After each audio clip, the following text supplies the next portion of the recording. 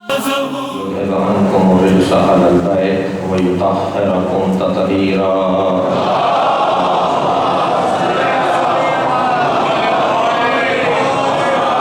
ولعنة الله على أعدائهم أجمعين من يوم عداوتهم إلى قيام يوم الدين. أما بعد، فقد قال الحكيم في القرآن الكريم: بسم الله الرحمن الرحيم. قل إنما الغيب لله فانتظروا إني معكم من المنتظرين. صلوا عليه.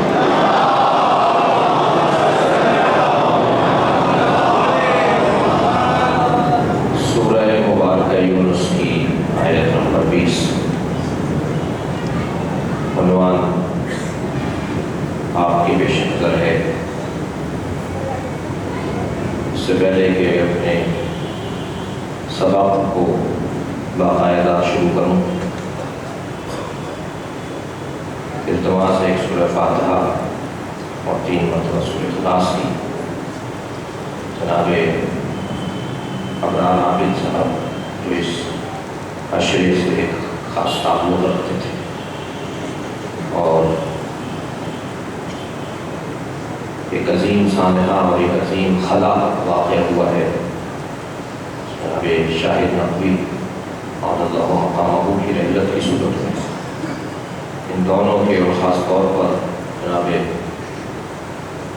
وحید الحسن ہاشمی جو بر صغیر ایک عظیم اور بزرگ شاعر تھے، ان 3 کو خاص طور پر شامل سورہ فاتحہ اور جتنے بھی مومنین شریک ہوتے رہے مجالس میں اور اس دفعہ نہیں ہیں، ان سب کے درجات کی بلندی کے لیے سورہ فاتحہ تلاوت.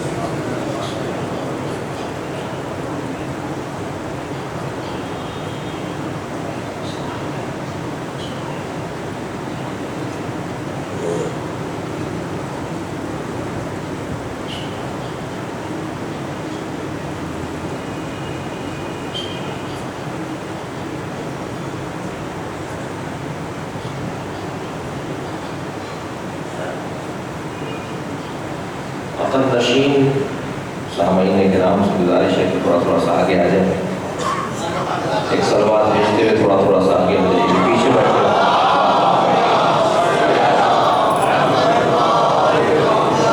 میری مجبوری تھی اس لیے کہ اگر نیچے والے زینے پر بیٹھتا تو مجلس مختصر ہو جاتی. ایک سلوات اور پڑھے ذرا.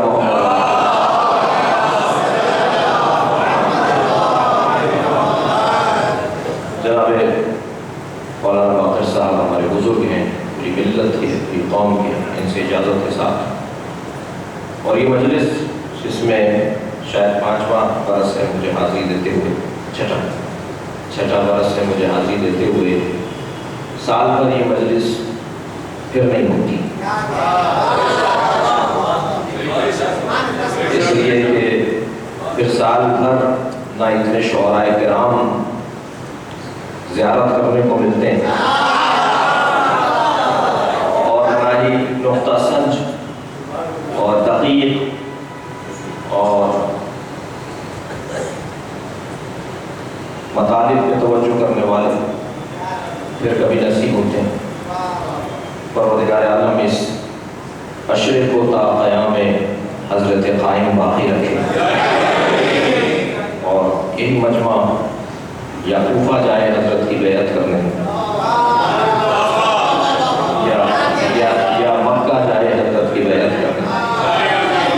اور یہ مکہ اور کوفہ سن کے میرے جوان بچے گھبرائے نہیں، اس لیے کہ ہر مومن صاحب طی الارض ہو جائے گا.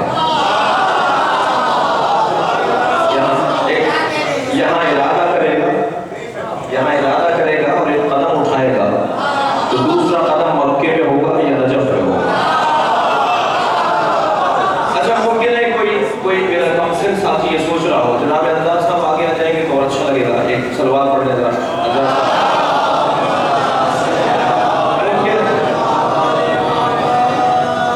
ممکن ہے کوئی بچہ، کوئی میرا کمسن ساتھی یہ سوچ رہا ہو کہ یہ نجف اور مکے میں کیا عقد ہے. اس لیے کہ امام اعلان ظہور تو مکہ سے کریں گے مگر پہلی نماز نجف میں پڑھیں. اور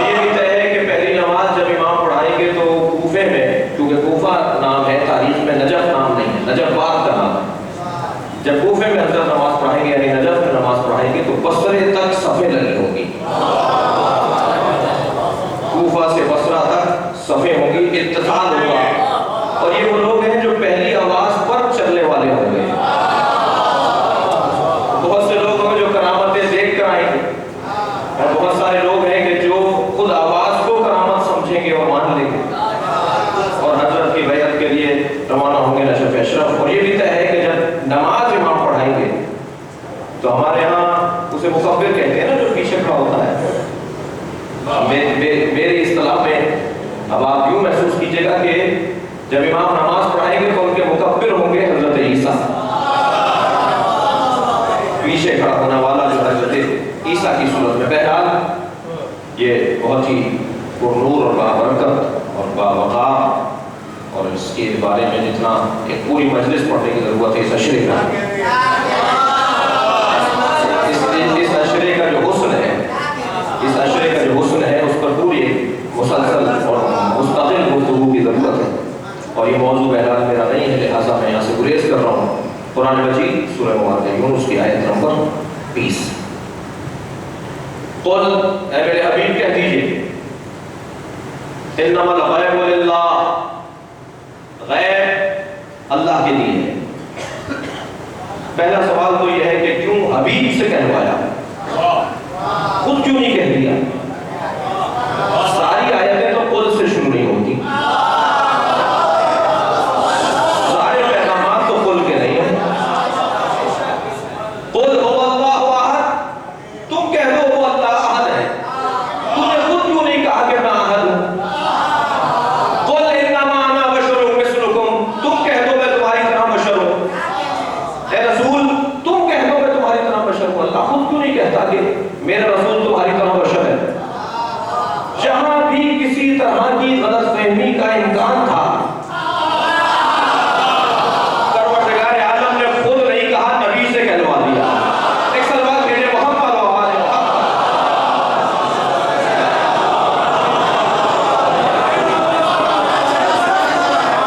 تم کہہ دو انما الغیب للہ، غیب اللہ کے لیے۔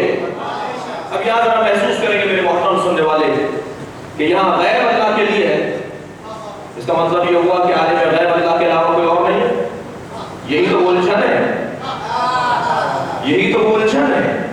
اس کا مطلب یہ ہوا کہ غیب اللہ کے علاوہ یعنی کوئی عالم غیب تو اللہ کے علاوہ نہیں ہے۔ تو عزیزان اکرام تھوڑا سا میں توحید کا سبق بھی دہرانا چاہوں گا تاکہ توحید ناشناس توحید پرستوں کی اصلاح ہو جائے۔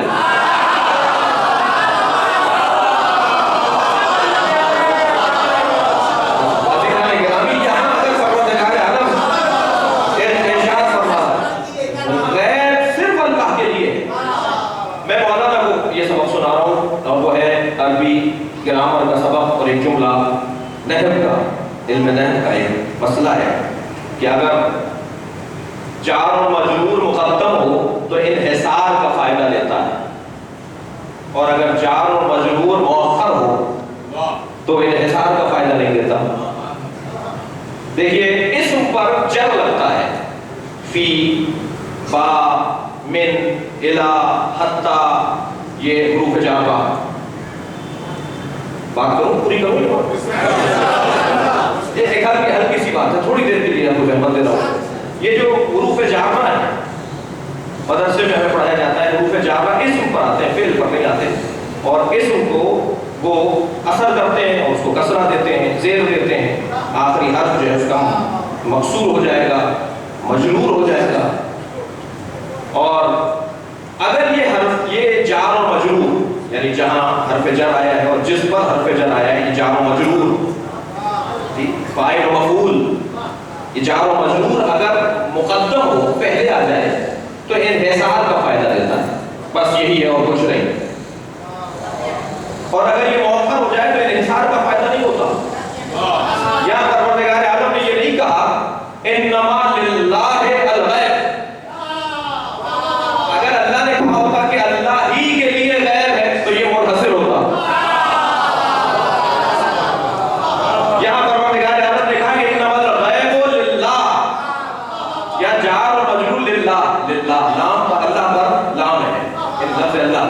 لہذا یہاں پر یہ مؤخر ہے، مقدم نہیں ہے۔ اس کی مثال دے دیتا ہوں، شاید میری بات اور روشن ہو جائے۔ مثلا کیا کہا؟ وَلِلَّهِ أَسْمَاءُ الْحُسْنَى فَادْعُوهُ بِهَا وَذَرُوا الَّذِينَ يُلْحِدُونَ فِي أَسْمَائِهِ سَيُجْزَوْنَ بِمَا كَانُوا يَعْمَلُونَ۔ اللہ ہی کے جب ترجمہ ہوگا وَلِلَّهِ أَسْمَاءُ الْحُسْنَى، اگر لفظ ہوتا أَسْمَاءُ الْحُسْنَى لِلَّهِ تو یہ مؤخر ہو گیا نا، لیکن یہاں مقدم ہے۔ یہاں یہی فائدہ ہوگا منحصر ہونے کا، وَلِلَّهِ اللہ ہی کے لیے ہے بہترین نام۔ اب ترجمہ یہاں ہی ہوگا، اللہ ہی کے لیے ہے بہترین نام، منحصر ہے اللہ کی ذات کے ساتھ بہترین نام۔ جتنے بھی نام بہترین ہیں وہ اللہ سے جڑے رہیں گے تو بہتر رہیں گے، اللہ سے علیحدہ ہو جائیں گے تو وہ بہترین نہیں رہیں گے۔ یہاں وَلِلَّهِ أَسْمَاءُ الْحُسْنَى مقدم ہے، جہاں مجرور اس کو انحصار کا فائدہ۔ لیکن اگر مؤخر ہو جائے جیسے اس آیت میں جو میں نے ابھی آپ کے سامنے تلاوت کی، تو اس میں کیا ارشاد ہو رہا ہے؟ انما الغیب للہ، غیب اللہ کے لیے ہے۔ تو اس کا یہ ترجمہ کہاں سے ہوا کہ علم غیب اللہ کے لیے؟ اللہ خالق غیب ہے، عالم غیب تو ہر وہ ہے جسے وہ چاہتا ہے۔ ایک سلوات بھیجے محمد و آلہ۔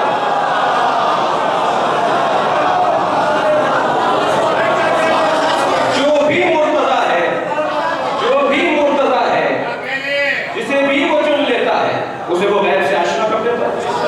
اب ایک ترجمہ تو یہ ہوا، لہذا یہ ترجمہ نہیں کیا جائے گا کہ علم غیب صرف اللہ کے لیے۔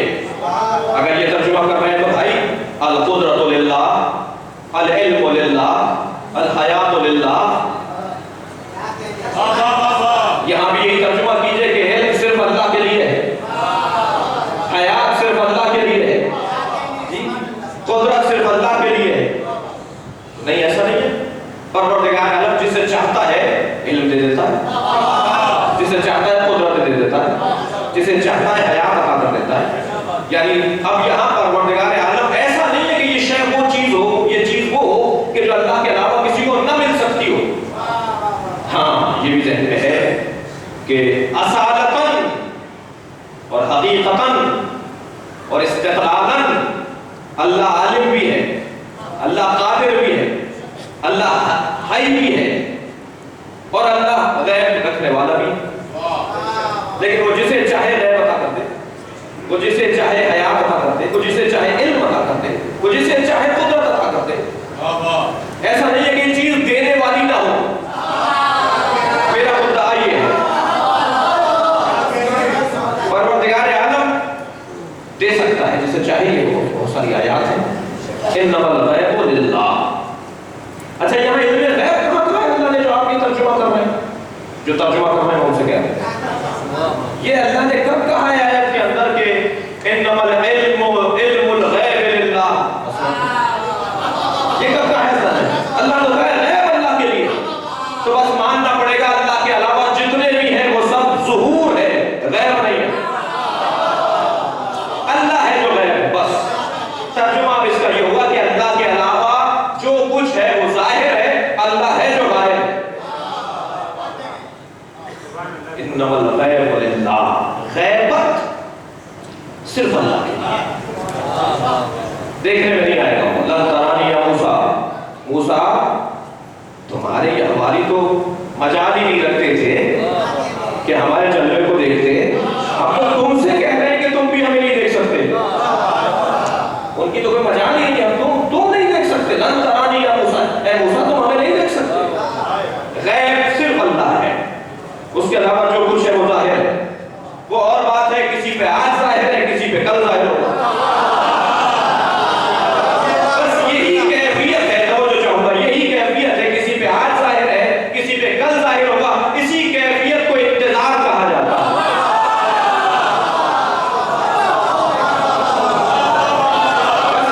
اس کیفیت سے جو گزر جائے، ایک صلوات اور پڑھیں محمد و آلہ۔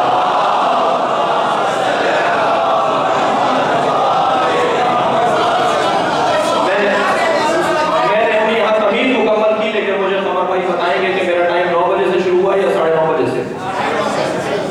بہت شکریہ۔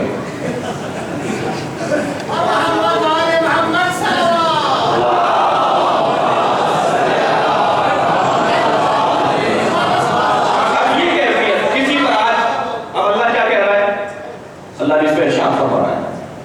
انما الغیب للہ فانتظروا، تم سب انتظار کرو. غیب ہے تو ظاہر نہیں ہو سکتا، ظاہر ہے تو غیب نہیں ہو سکتا. کبھی بھی حیات تبدیل نہیں ہوتی، دین تبدیل ہوتی. عزیزان گرامی، یہاں پروردگار عالم صرف غیب ہے، کبھی بھی اس کی کیفیت تبدیل نہیں ہوئی. اللہ کیفیت نہیں کرتا، لیکن میں بات عرض کر رہا ہوں کہ اللہ کبھی غیب میں ہو کبھی ظاہر ہو جائے، نہیں، ایسا نہیں. غیب ہے، غیب دیکھنے میں نہیں آ سکتا. اللہ کو آثار سے دیکھا جاتا ہے، ذات سے نہیں دیکھا جاتا. تھوڑا سا علم کلام دہراتا گزروں بات، اللہ کو آثار سے دیکھا جاتا ہے، ذات سے نہیں دیکھا جاتا. ایک شخص نے آ کر میرے چھٹے امام سے کہا، مولا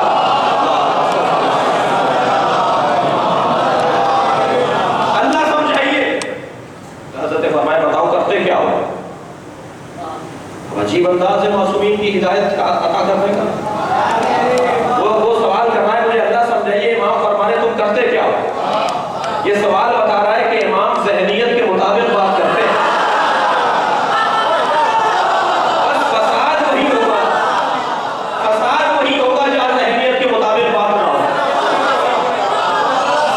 اگر یہ نسخہ میری قوم کا فرد فرد اور اہم اہم شخصیت شخصیت اپنے اصولوں میں قرار دے دے، ہر جگہ ہر کلام پڑھنے کا نہیں ہے.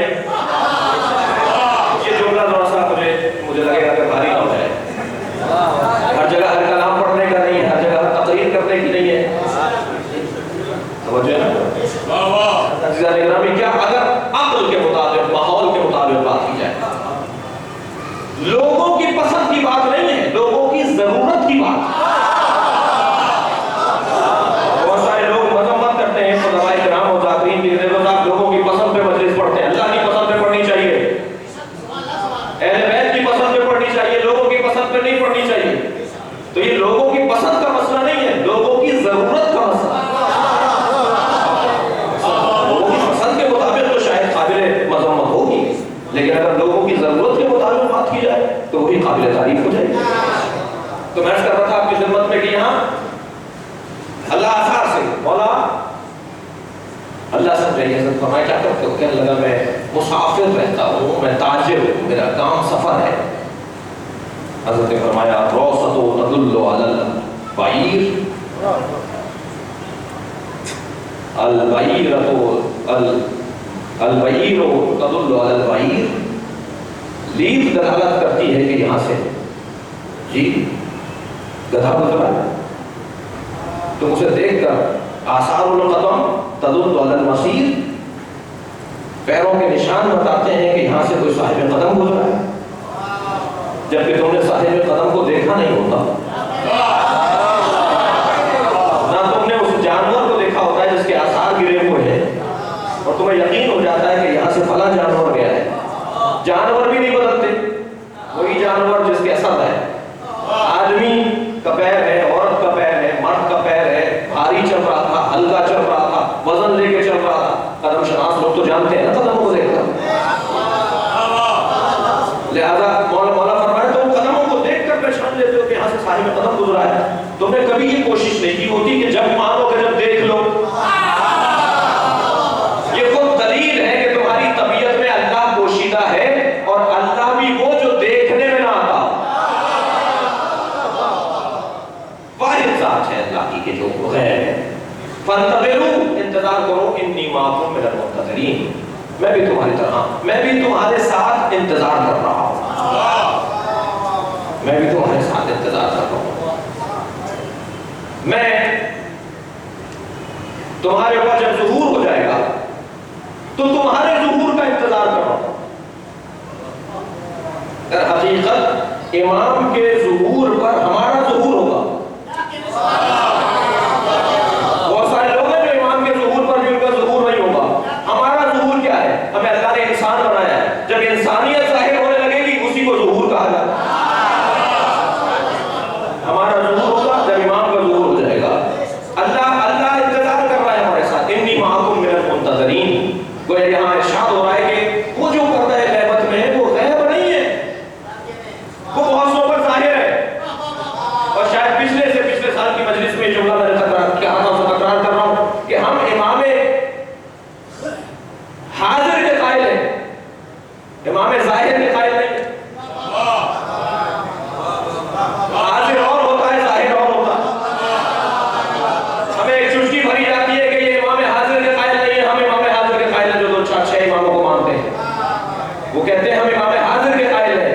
حاضر امام کے قائل نہیں ہیں، ہم ان کو ایک جملہ کہتے ہوئے گزر جاؤں کہ ہم امام حاضر کے قائل ہیں، امام ظاہر کے قائل نہیں ہیں۔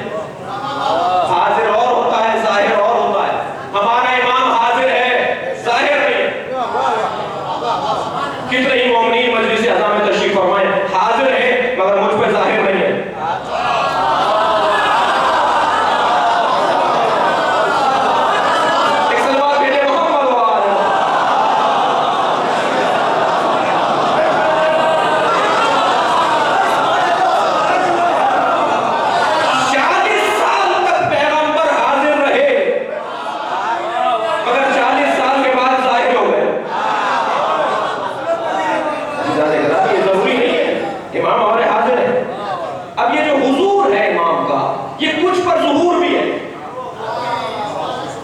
اور کچھ ہماری طرح ہیں جو منتظر ہیں۔ ایک عمومی ظہور حضرت کے ظہور کے بارے میں ہے، میرا موضوع ظہور نہیں ہے، میرا موضوع انتظار ہے۔ میں جا رہا ہوں اسی طرف کہ حضرت کے ظہور کی کیفیت کے بارے میں لکھا ہے کہ مرحلہ ہے ظہور کا، پہلے چند مخصوص لوگوں پہ ظاہر ہوں گے، پھر وہ دائرہ وسیع ہوگا، پھر وہ دائرہ اور وسیع ہوگا، 10,000